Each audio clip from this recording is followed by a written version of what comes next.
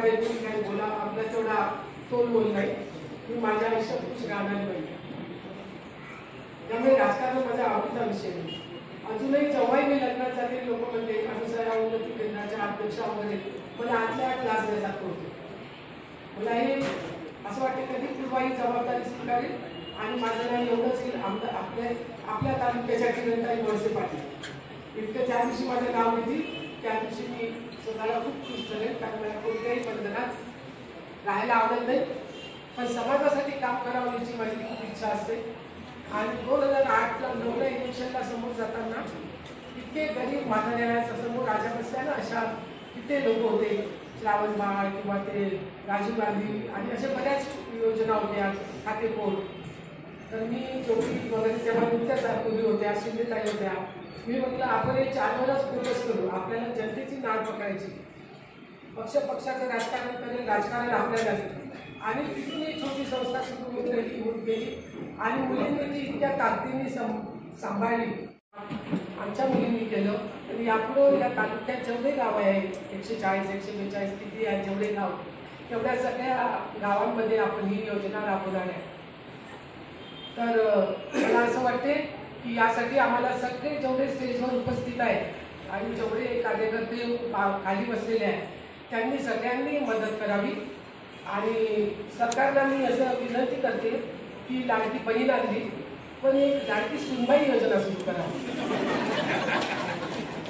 मला वाटते जगातल्या सगळ्याच महिलांची संमती आहे. आणि सुनेचं दुःख कोणाला कळत नाही. तुम्ही सून होत्या, आता आम्ही सुना आहे, आम्हालाही सुना आल्या. तर बघा आपलं नशीब राहील आपल्याला ही योजना आली तर. आणि अनुसया केंद्रामध्ये तुम्ही कधी या, तुमचं कामाची काही अडचण झाली माझाही नंबर असते, मला पण जरी तुम्ही सांगितलं तरी मी बघेन, कारण ते एवढं एक काम माझ्या आवडीचं आहे. राजकारण सोडून राजकारण फक्त इलेक्शनच्या वेळेस करतो. आजपर्यंत तुम्हाला सांगतो भाऊ, जेवढा प्रचार केला असेल इतक्या वर्षात मी कधी पक्षाचं नाव नाही, मी कोणा नेत्याचं काम नाही सांगतो किंवा आम्ही आमच्या जागाने हे केलं, आमच्या जागाने ते केलं, न बांधलं बांधाने बांधले, अजिबात आम्ही याच्या पुढेही म्हणणार नाही. हा माणूस आहे, ही तुम्ही आहे.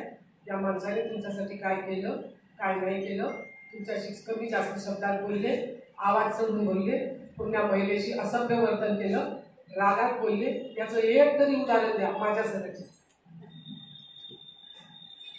माणसाची उंची खूप मोठी आहे, त्यामुळे शब्दात तो माणूस मला सांगता येत नाही आणि मला त्याची गरज पण वाटत नाही. शेवटी देवाने आपल्याला भरपूर दिलेलं आहे, तुम्ही लोकांनी मताच्या स्वरूपात भरपूर दिलेला आहे.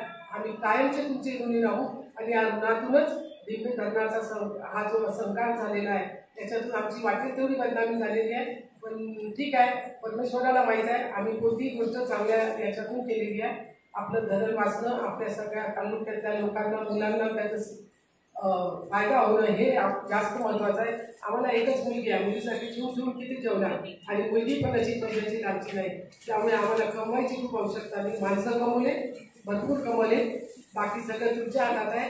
आज या योजनेचा लाभ घ्या. आणि मला वाटते आज सगळे व्यासपीठावर तहसीलदार साहेब आहेत, अजून कोण येणार आहे ते दुसरे साहेब, एक नागरिक साहेब आणि दादा सर असे 2 नाव होते, त्याच्यातले एक सर यायचे.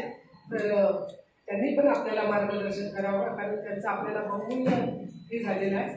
आणि शेणाताईपासून सगळ्यांचं, अन्माईताईपासून अरुणापासून सगळ्यांचं स्वागत करते.